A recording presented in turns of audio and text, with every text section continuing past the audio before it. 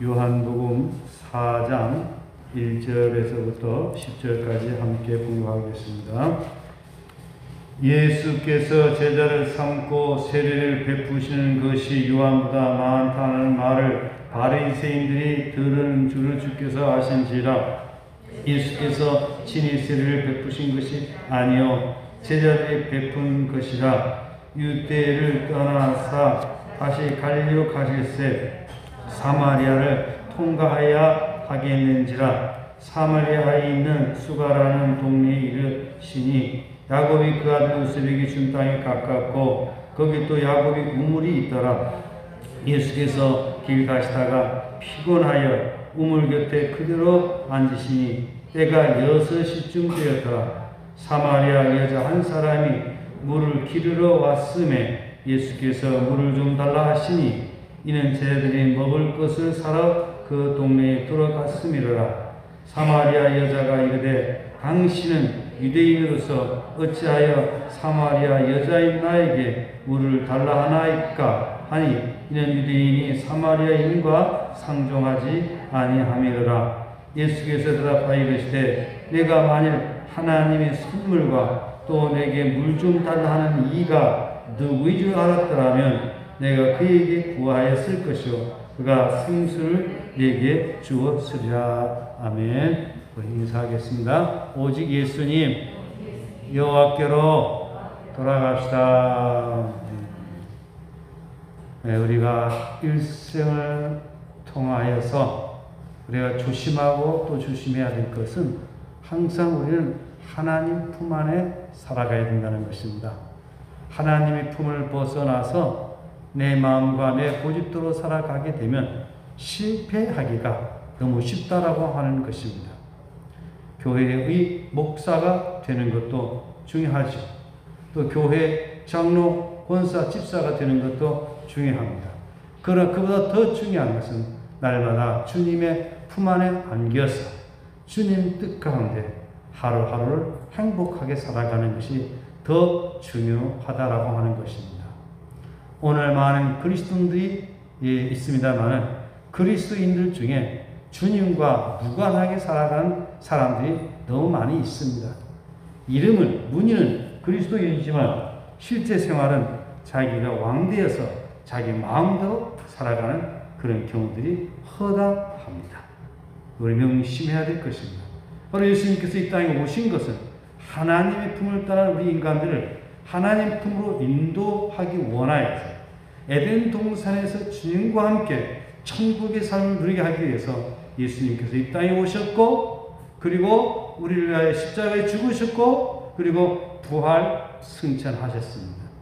우리는 주님 앞에 나올 때마다 내가 지금 주님의 품 안에 안겨서 주님 뜻 가운데 살아가고 있는가 아니면 내 고집대로 살아가고 있는가를 늘 점검하면서 하나님 뜻 가운데 살아가는 참된 그리스도인이 삶이 되시기를 바랍니다. 주일 오후 예배는 예수님의 생애별로 공간복음서 또 요한복음서에 나타난 우리 주님의 그 행적들을 차근차근 살펴가면서 말씀을 나누고 있습니다. 복음서 보면 각기 순서가 뒤죽박죽 되다 보니 어떻게 되는지 잘 이해가 안 되는 부분이 있습니다. 지금 우리는 예수님께서 첫 번 유월절을 지키기 위해서 예루살렘에 올라갔고 예루살렘에서 성전을 청결케 하셨고 성전을 청결케 하신 다음에 니고데모와 오랜 동안 대화를 통해서 예수님이 누구인지 또 거듭남에 대해서 또 말씀을 나누게 됐고 또 그런가 하면 또 다시금 유대 광야에서 나와서 예수님의 제자들과 예수님이 세례를 베풀게 되는데 그것은 제자들이 세례를 베푼 것입니다. 또 세례 요한은 세례 요한대로 사역을 했고 그런데 세례 요한이 제자들이 많이 예수님이 제자로 들어가게 된다라고 하는 것이죠. 그도 그럴 수밖에 없는 게 세례 요한이 예수 그리스도를 증언을 합니다. 바로 세례 요한이 전하는 그 예수는 세상 죄를 지원하는 하나님의 어린 양이로다. 그렇게 증언하게 될 때에 특별히 야고보 요한이 세례 요한이 제자였다가 누구의 제자가 된 겁니까? 예수님이 제자가 되기도 하고 그러죠. 그런 중에 오늘 말씀을 보게 되니까 예수님이 제자들이 오히려 세례요한과 세례요한이 제자들보다 세례를 더 많이 베푼다는 겁니다. 이러한 소문이 사방에 퍼지게 되자 이것을 우려해서 더 이상 유대에서 사역을 하지 않고 갈릴리로 사역을 옮기기 위해서 떠나가는 그런 내용의 말씀이 오늘 본문의 말씀입니다.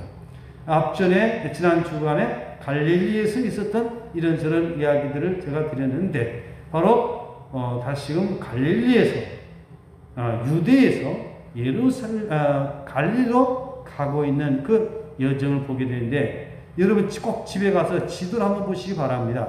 갈릴리는 북부 지역이고 또 유다는 남쪽 지역이고 그 유다에서 갈릴리까지 가려면 중간에 거쳐가는 지역이 있습니다. 바로 사마리아입니다. 사마리아를 거쳐서 지나가게 되는데 오늘 말씀해 보면 사마리아를 지나가다가 수가성 우물가에서 바로 여인을 만나 수가성 우물가에 여인을 만나고 그 여인에게 복음을 제시해 주고 자신이 메시아인 것을 제시해 주므로 그 수가성 우물가의 여인은 처음에는 유대인 한 남자로 알았다가 그 다음에 랍비로 알았다가 그 다음에는 또 훌륭한 선생 그리고 메시아 그리고 결국 그리스도라고 하는 것을 깨닫게 되고 동네에 나가서 많은 사마리아인들을 예수님께로 인도해서 말씀을 듣게 하는 그런 내용의 말씀이 이제 요한복음 4장에 기록된 말씀입니다. 오늘 봉독된 말씀에서 보게 되면 왜 예수님께서 유다 땅에서 갈릴리로 방향을 바꾸게 되었는가라고 하는 그 이유에 대하여서 말씀을 하고 있습니다. 우리 다 같이 한번 1절, 2절 말씀 함께 봉독하겠습니다. 예수께서 제자를 삼고 세례를 베푸는 것이 요한보다 많다 하는 말을 바리새인들이 들은 줄을 주께서 아신지라. 예수께서 친히 세례를 베푸신 것이 아니요 제자들이 베푼 것이라. 자, 사람들인지라. 사람들이 누구에게 많이 모여진다라고 하면 그 모여지는 그것이 누구인가를 집중하게 되죠. 그 예수님께서는 직접 세례를 베풀지 않았고 제자들이 세례를 베풀고 있는데 많은 사람들이 바로 예수님께로 몰려오고 있다라고 하는 것입니다. 세례 요한이 제자들마저도 예수님께로 가고 있다라고 하는 것입니다. 이런 현실에 대해서 세례 요한은 어떤 자세를 가졌습니까? 그는 흥해야 하겠고 나는 쇠해야 하리라. 세례 요한은 예수님이 누구인지를 확실히 알고 있기 때문에 예수님과 자신과 경쟁 구도가 아니라 바로 자신은 예수님을 예배하는 예비자로서의 사명이 있음을 생각하고 오히려 예수님께 많은 사람들이 가고 있는 것에 대해서 그는 기뻐하고 그래서 그는 흥해야 하겠고 나는 쇠해야 하리라. 얼마나 귀한 말씀입니까? 우리가 사역을 하다가 사역이 마무리될 때에 또 새로운 어떤 사역자가 나타나가지고 아주 인기를 얻으면서 유명해지는 경우가 있습니다. 이럴 때에 그동안 일을 했던 사역자들은 세례 요한처럼 이제 새로 떠오르는 별, 이분은 잘 되겠고 저는 이제 모든 것을 마무리합니다. 이런 자세를 가지면 떠나는 사람도 아름다운 것이고 또한 새롭게 일하는 일꾼도 아름다워진다라고 하는 것입니다. 오늘 우리는 절대로 서로 비교하고 또 서로 경쟁하는 이런 구도가 아니라 같은 방향으로 우리가 가고 있기 때문에 따라합시다. 그는 흥해야 하겠고 나는 쇠해야 하리라. 그러나 그 말씀은 모든 데 다 적용되는 것은 아닙니다. 그는 누구이십니까? 그리스도. 그리스도는 흥해야 되겠다라고 하는 것입니다. 나는 누구입니까? 세례 요한. 나는 나의 일을 감당하는 세례 요한, 예수님의 길을 예비하는 예비자라고 하는 것입니다. 세례 요한이 그 관심사는 오직 예수 그리스도를 예비하는 것입니다. 예수님께서 세례를 받으려고 할 때에 처음에는 사양을 하죠. 제가 세례를 받아야 될 터인데 어찌 당신이 제게 세례를 받을 수 있습니까? 아닙니다. 그렇지만 예수님께서 세례를 베풀라, 이것이 하나님의 의를 이루는 것이라 라고 강권하게 되므로 예수님께서는 세례를 받게 되었다라고 하는 것입니다. 그리고 이미 세례 요한은 하나님께로부터 증언을 들었습니다. 세례 베풀 때 하늘에서 소리가 있었죠. 무슨 소리가 있었습니까? 이는 내 사랑하는 자여, 내 기뻐하는 자라. 그래서 우리가 예수 그리스도에 대한 올바른 이해를 갖는다라고 하는 것은 매우 중요합니다. 오늘 오전에 말씀 가운데도 말씀을 전했습니다만은 당시의 유대인들은 예수님을 잘 알아보지 못했어요.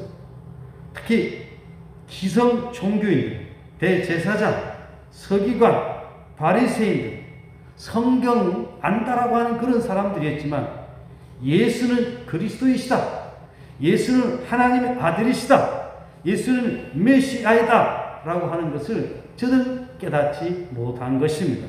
깨닫지 못함으로 말미암아 항상 예수를 핍박하게 되고 예수를 무시하게 되고 그래야 하는 것입니다.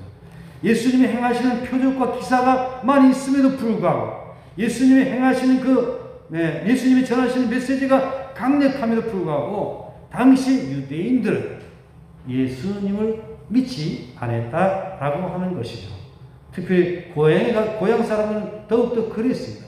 저 아이 아무개 아들 아니가게, 아무개 아들. 그러면서 예수 그리스도에 대해서 경시하는 풍조가 있었다라고 하는 것입니다.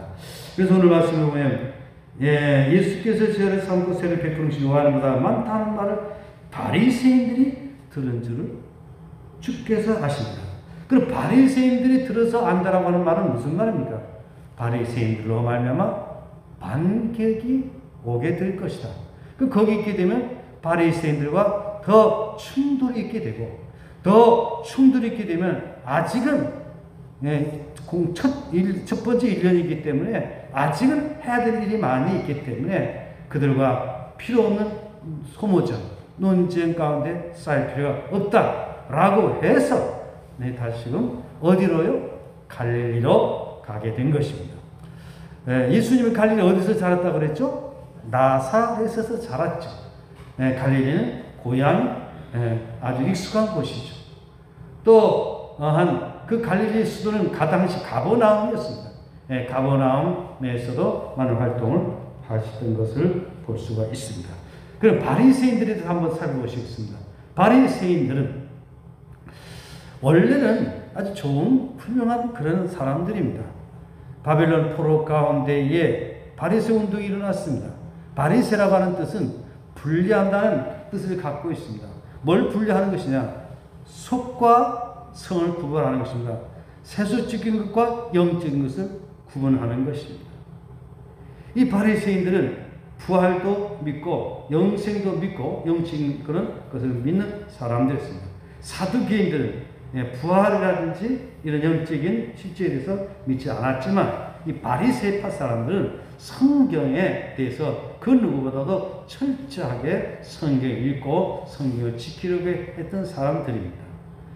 바벨론 포로 가운데 있을 때에 비로소 저들 깨달았습니다.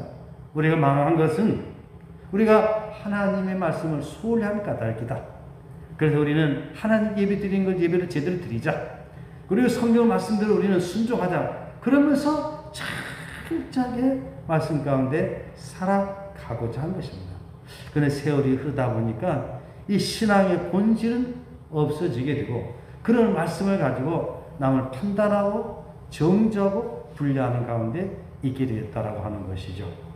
오늘도 우리가 신앙생활을 하면서 하나님의 말씀을 우리 자신에게 적용하는 것은 좋지만 이것을 가지고 지나치게 선을 긋고 하다 보게 되면 관계가 파괴되는 경우가 있을 수 있다라고 하는 것이죠. 그래서 나타나는 운동이 바리새파 운동입니다. 이 바리새파 운동은 꾸준하게 이어지면서 긍정적인 역할도 있었습니다. 그리고 유대인들이 가는 곳마다 뭐가 있었다고 그랬죠? 회당이 있었죠. 그래서 회당에서 성경 공부를 하고 또 예배를 드리고 또 그랬죠. 그런데 이들은 예수 그리스도에 대해서 어떤 태도를 가졌느냐? 성경에 보게 되면 이들은 예수 그리스도를 믿지 않는다라고 하는 것입니다. 예수 그리스도를 이단자로 취급을 하게 된 것입니다. 예수 그리스도께서 행하는 기적이라든지 예수님께서 행하시는 그 말씀을 들으면서도 바리새인들은 예수를 믿지 않았다라고 하는 것입니다. 개인적으로 사적으로 와서 믿는 사람도 간혹 있었죠. 누굽니까? 니고데모가 그랬죠. 또 예수님을 장사한 사람이 또 누구였습니까? 아리마대 사람 요셉이죠. 네. 대체적으로 이 당시 유대주의자들, 바리새인들은 예수를 인정하지 아니했다라고 하는 것이죠. 그래서 예수를 세례요한처럼 예수 그리스도에 대해 인정을 했더라면 예수님께로 사람들이 많이 몰려드는 것에 대해서 전혀 거부감이 없이 그냥 받아들일 수 있었을 터인데 오히려 저들은 예수를 공격할 빌미를 갖도록 준비하게 됐다라고 하는 것이죠. 결국 예수님은 누구에 의해서 죽임을 당합니까? 바로 바리새인들, 유대의 기득권을 가지고 있는 유대 종교의 지도자들에 의해서 예수님은 정죄를 당하고 결국에는 빌라도 법정에 넘겨지게 되고 죽임을 당하게 된다라고 하는 것이죠. 그래서 이 바리새인들과 충돌을 피하기 위해 가지고 예수님께서 유대에서 어디로? 갈릴리로 가시게 되었다라고 하는 것입니다. 여기서 우리가 또 주목을 해야 될 것은 우리가 때로는 전쟁 중에 보면 앞으로 전진하면서 싸우러 나가야 될 때가 있고 때로는 후퇴할 때도 있고 때로는 쉬어야 될 때도 있다라고 하는 것입니다. 바로 예수님께서 하신 것은 바로 그 바리새인들과 충돌을 피하고 있다라고 하는 것입니다. 오늘 우리가 살아가는 동안 영적인 싸움에서도 우리는 그 영적인 싸움을 돌파를 하면서 싸워야 될 때가 있고 때로는 피해야 될 때도 있다라고 하는 사실을 알고 우리는 매 순간순간마다 우리 예수님께서 행하신 일들을 보면서 때로는 경론하기도 하고 때로는 피하기도 하고 그러면서 우리 영적인 싸움을 싸워 나가야 될 것입니다. 우리 바리새인과 같은 어리석은 인생들이 되지 말아야 될 것입니다. 마태복음 23장에 보게 되면 화 있을진저 외식하는 서기관들과 바리새인들이 7번이나 화를 선언하고 있습니다. 복음서에 보게 되면 어떤 정치 지도자들에 대해서보다는 오히려 종교인들에 대해서 강력하게 메시지를 전하는 것을 볼 수가 있습니다. 그래서 저는 요즘 이런 생각을 해봅니다. 우리 주님께서 지금 대한민국 오신다라고 하면 누구에게 책망을 가장 많이 할까? 저를 비롯한 목사들에게, 이 외식하는 목사들, 그래 하지 않을까 하는 생각을 조심스럽게 해봅니다. 왜냐? 지도자들이기 때문에 그렇습니다. 지도자들이 바로 서지 못하면 안 되는 것입니다. 종교의 타락은 지도자의 타락입니다. 지도자들이 바르게 지도하지 못하니까 잘못된 평신도들이 일어나게 되는 것이죠. 오늘 우리 이 시대 가운데서 우리 하나님의 인도를 받으면서 하나님의 뜻 가운데 살아가는 아름다운 삶이 되시기를 바랍니다. 그 다음에 3절 말씀 다 같이 한번 보시겠습니다. 3절입니다. 3절 4절 유대를 떠나서 다시 갈릴리로 가실새 한지라 사마리아에 있는 수가라는 동이더니 야곱이 그 아들 요셉에게 준 땅에 가깝고 같이요. 유대를 떠나서 그래서 그 팔레스틴 지도를 보게 되면 남쪽에는 유대, 그 중간에는 어디? 사마리아, 좀 더 북쪽에는 갈릴리 이렇게 됐고 또 갈릴리는 비교적 그 갈릴리 호수를 끼어 있어서 땅이 또 비옥하기도 합니다. 땅이 제일 박한 데는 유대 땅이 제일 박합니다. 유대를 떠나서 다시 갈릴리로 가실새. 그래서 우리 예수님께서 전진과 후퇴, 이것을 잘 알맞게 하시는 것을 보면서 우리도 그렇게 해야 되겠습니다. 4절, 5절 말씀은 사마리아를 지나게 되는 배경을 말씀을 하고 있습니다. 사마리아를 통과하여 하겠는지라. 사마리아에 있는 수가라 하는 동네에 이르리니 야곱이 그 아들 요셉에게 준 땅이 가깝고 6절, 7절 한번 같이 보시겠습니다. 거기 또 야곱이 우물이 있더라. 예수께서 길 가시다가 피곤하여 우물 곁에 그대로 앉으시니 때가 6시쯤 되었더라. 어디를 거치게 있다고 했습니까? 사마리아를 지나다가 무슨 우물가? 수가성 우물가에 머물게 되었다라고 하는 것입니다. 고대나 현대나 사람이 살아가는 데 있어서 가장 필요한 것이 무엇일까요? 물입니다. 이 촌락이 형성되는 것을 보게 되면 어디를 중심으로 해서 촌락이 형성됩니까? 물이 있는 곳에. 또 강변에 있는 그것들이 많이 발달되지 않습니까? 강유역. 우리 세계 문화의 그 발생지를 보게 되면 강유역입니다. 4대 문명 발생지가 강유역입니다. 왜냐하면 강에는 물이 있기 때문에. 우리 사람이 물을 떠나서는 살 수가 없는 거죠. 그래서 제주도도 보면 마을이 만들어진 걸 보게 되면 어디에 마을이 만들어졌어요? 해변가에. 왜 해변가입니까? 해변가에는 무슨 물이 있어요? 용천수가 많이 있죠. 신촌 큰 물. 여러 물들이 있죠. 그래서 여기 수가성, 그 우물을 중심으로 해가지고 하나의 동리가 형성된 것을 볼 수가 있죠.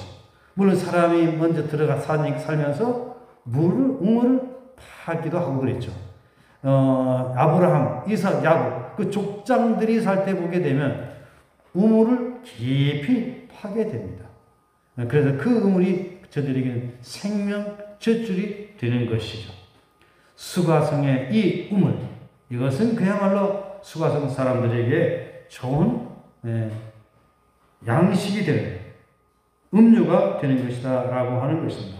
사마리아를 통과하야 하겠는지라.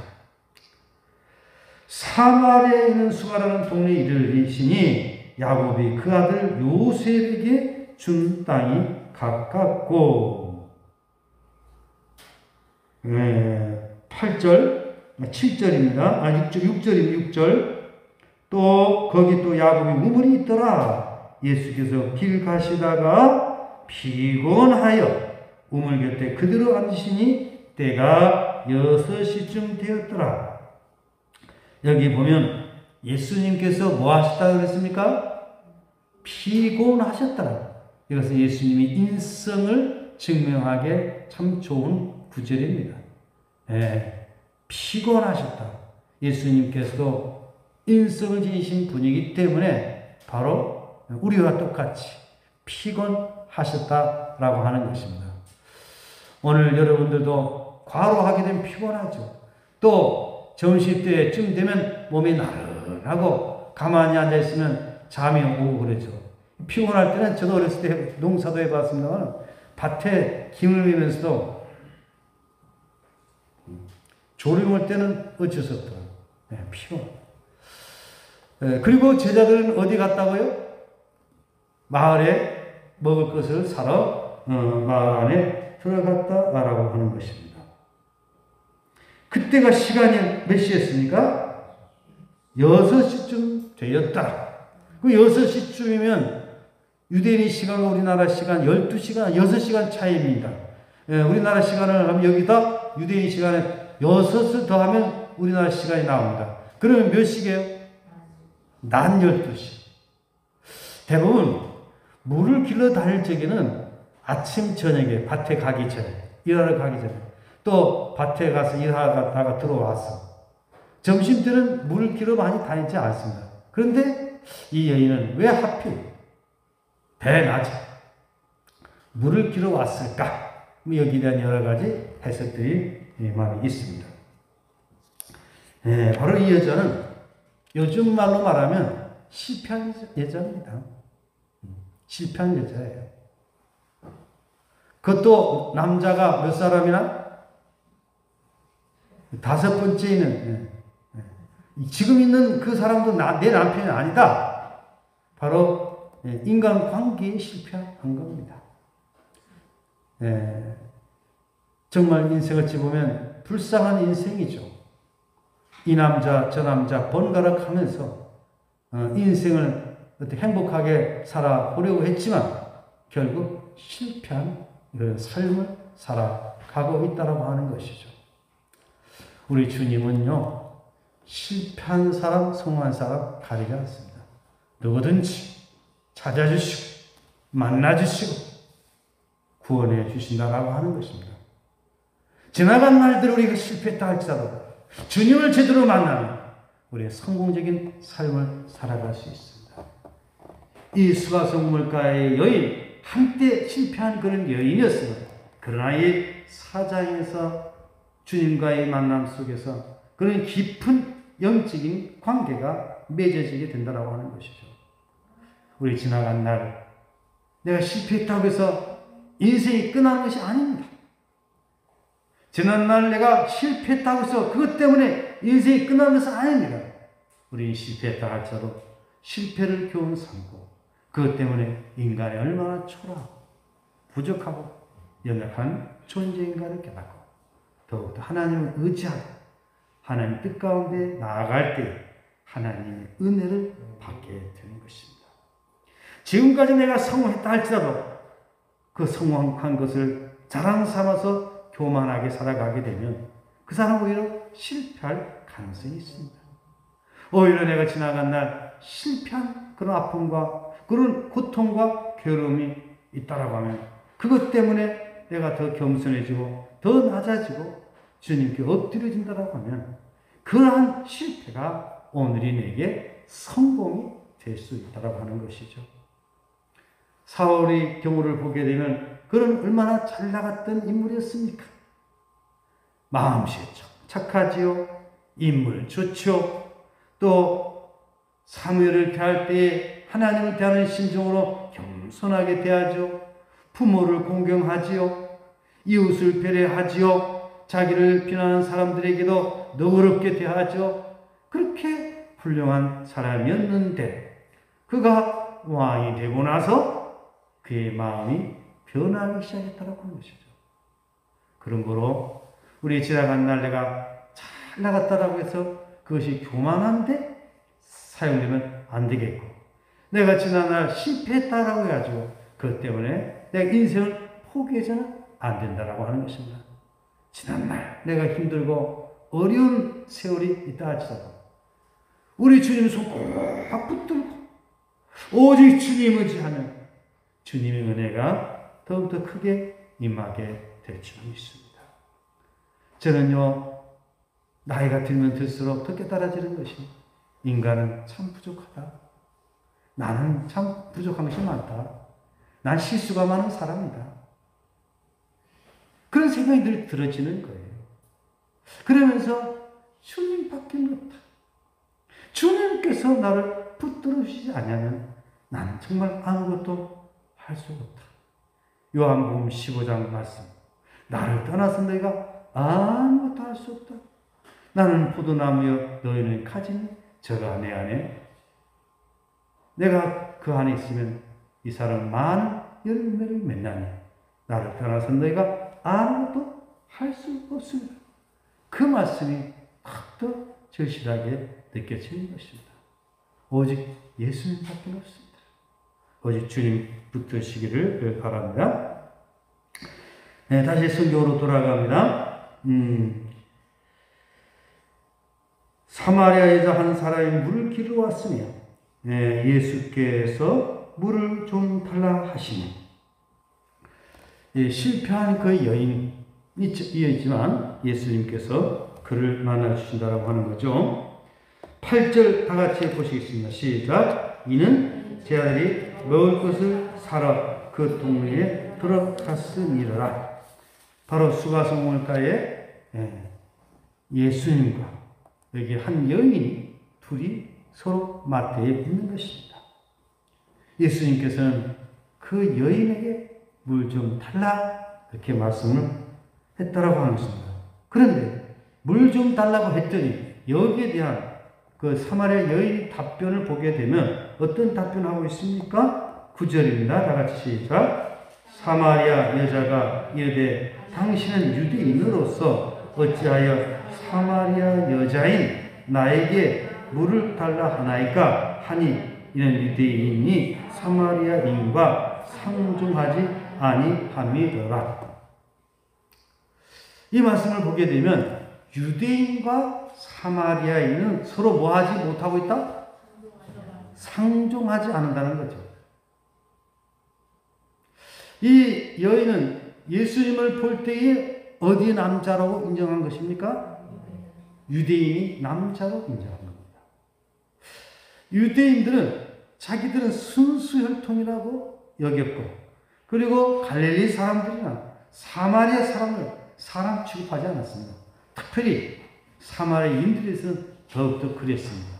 왜 그랬느냐? 아스르 나라에 의해서 북왕국 이스라엘이 멸망을 당할 때에 당시 아스르 왕은 북왕국 이스라엘의 모든 흔적을 없애려고 거기 있는 이스라엘 사람을 다 세계 열국에 흩어놨고 또 그리고 외지인들을 거기다 살게 했다라고 했습니다. 그러므로 말미암아 사마리아는 완전히 혼합 족속이 되고 맙니다. 순수한 이스라엘 혈통이 무너져 버린다라고 하는 것입니다. 그래서 쉽게 말하면 잡족이 되고 맙니다. 순수한 혈통을 자랑하는 유대인들이 입장에서 볼 때에 바로 이 사마리아 사람들은 아주 잡족이다. 그러면서 멸시하고 우습게 얘기했습니다. 그런데 예수님의 공생의 기간 중에 보게 되면 오히려 사마리아인들을 칭찬하는 그런 이야기를 보게 됩니다. 선한 사마리아인의 비유도 바로 좋은 이미지로 나오지 않습니다. 오히려 유대인들이 예수님을 배척하고 유대인들이 오히려 예수님께로부터 비판을 받게 되는 것이죠.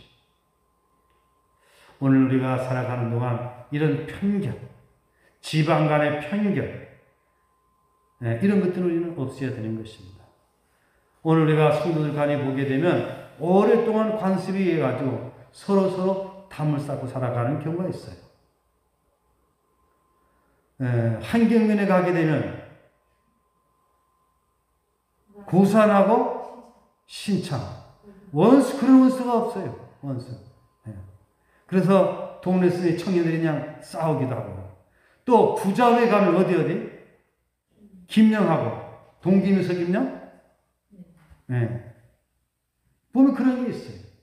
우리 이런 지역적인 편협한 생각을 우리는 버리고, 항상 우리는 하나가 되려고 힘써야 되는 것입니다.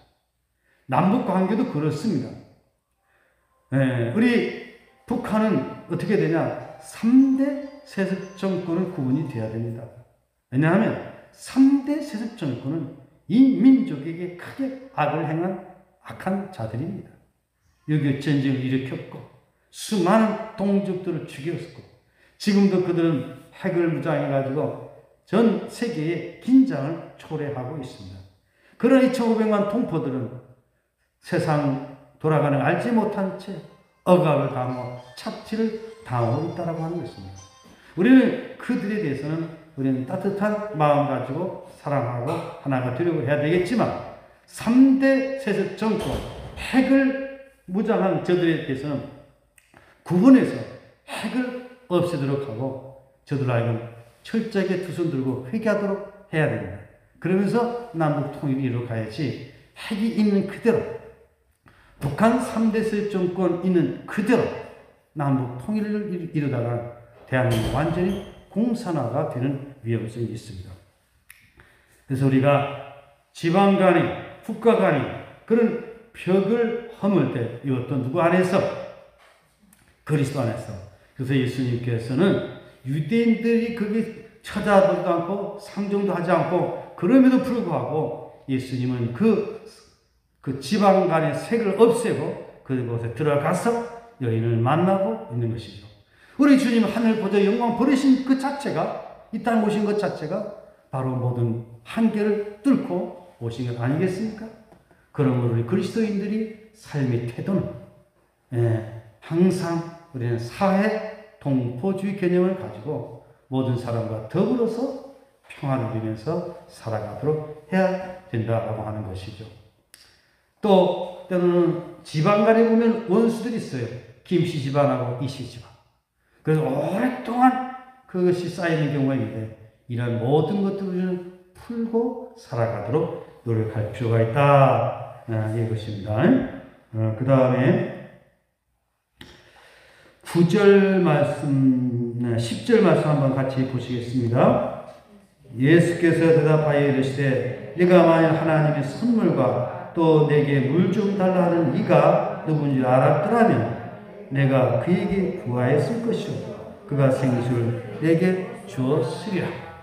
예수님은 자신이 메시아로서 이 여인에게 자신을 누구인 줄 알았다라고 하면서 말씀을 하고 있습니다. 그렇습니다. 아직 이 여인이 예수님이 누구인지 모르는 거죠.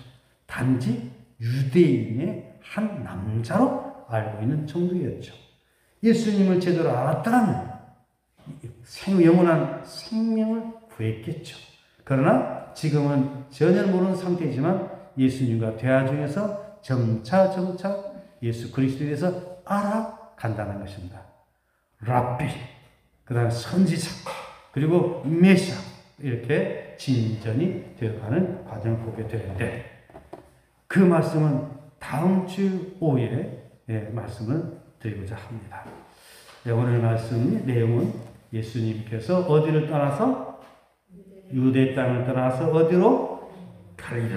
갈릴리로 가게 된 동기가 바로 바리새인들이 들었다. 뭘 들었다고 했습니까? 예수님이 제자들과 예수님의 세례를 베푸는 것이 누구보다? 세례요한보다 더 많다라고 하는 것을 바리새인이 들었다. 예수님 그 얘기를 들었을 때 바리새인들이 공격이 올 것을 염려해서, 염려라고 하는 표현이 그렇죠? 충돌을 피하기 위해서. 그래서 이제 어디로? 갈릴리 쪽으로 가시다가 어디를 지나가는 가운데? 사마리아를 지나가는 가운데 수가성 우물가에서 한 여인을 만나서 대화가 시작이 되었다. 오늘까지입니다.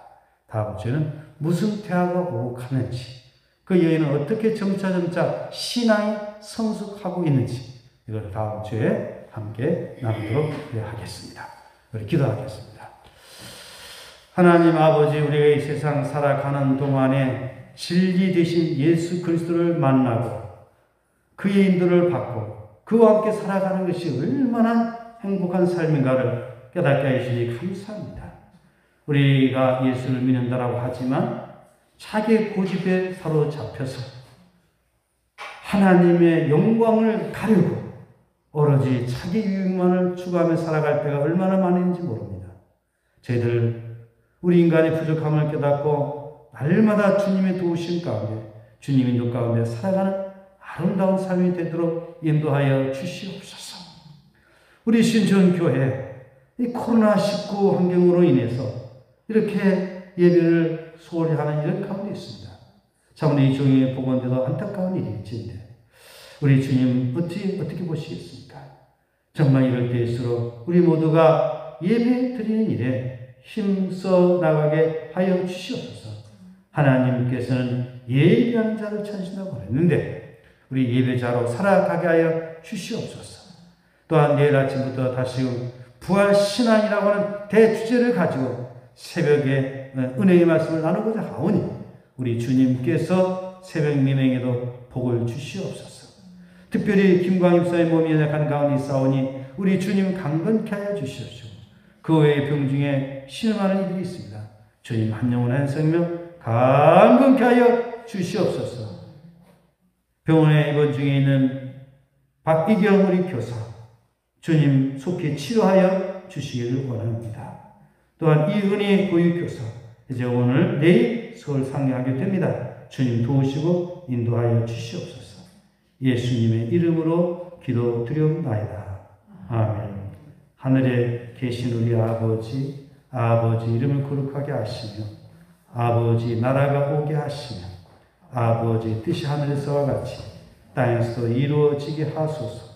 오늘 우리 일용할 양식을 주시고 우리가 우리에게 잘못한 사람을 용서해 준 것 같이 우리의 죄를 용서해 주시고 우리를 시험에 빠지지 않게 하시고 악에서 구하소서.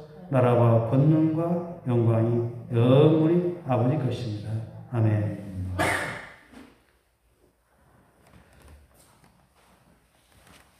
네, 우리 다 같이 기도하겠습니다. 이제는 아직 주기도문 아까 했었죠? 네. 네, 내일 아침 하다 보니까 그 예배 마쳤습니다. 네.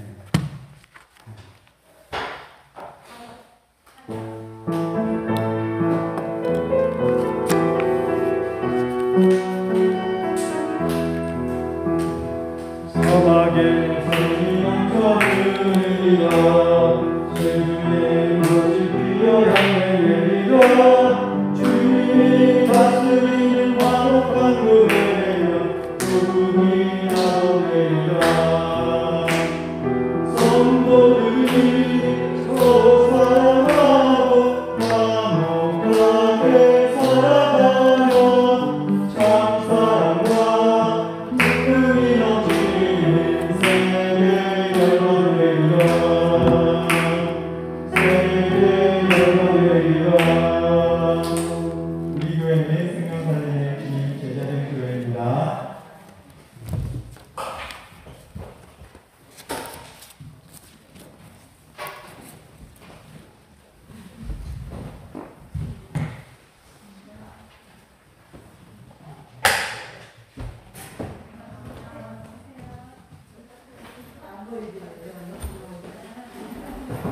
코로나가 완전히 이제 사람들을 만들고 장로들도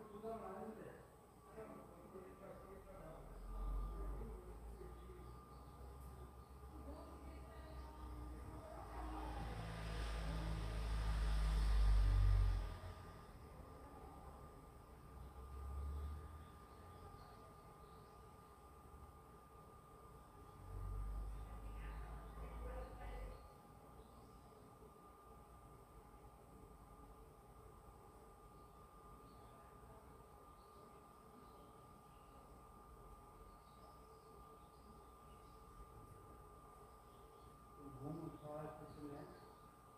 몸을 잘 드시네.